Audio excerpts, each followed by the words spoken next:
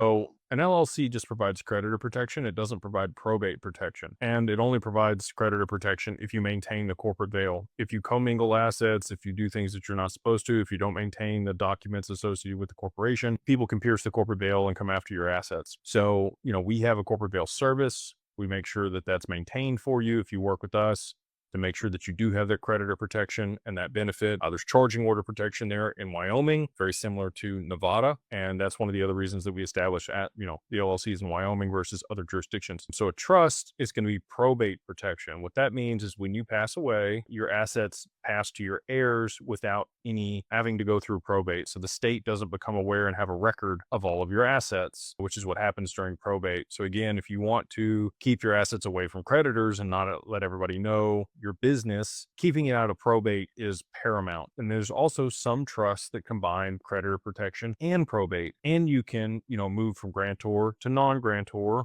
or vice versa, depending on if you gift the assets out of your taxable estate. So trust provides three different things: probate protection, creditor protection, and then also, tax protection, or being able to move it out of your taxable estate, depending on the type of trust and depending on if you want to go ahead and complete that gift. The creditor protection often takes a couple years to season in for a trust. You cannot be in the middle of litigation or divorce or have creditors pursuing you or owe taxes. If you do want to set up an asset protection trust, you're going to have all those things out of the way and not need it. Problem is, most people want to set this stuff up when they need it. They're trying to remove assets or hide assets. Can't do it then. You got to do it before then. It's kind of like insurance or life insurance or health insurance. You want to have that stuff in place before you get sick or before you're in a position where you're going to need it. It's hard to think about that stuff when it's not paramount on the front of your mind. But if you can be proactive and set these things up, you're going to be in a much better position over the long term. So hopefully that provides you a little bit better clarity on what a trust is and the protections it provides and why you may want one.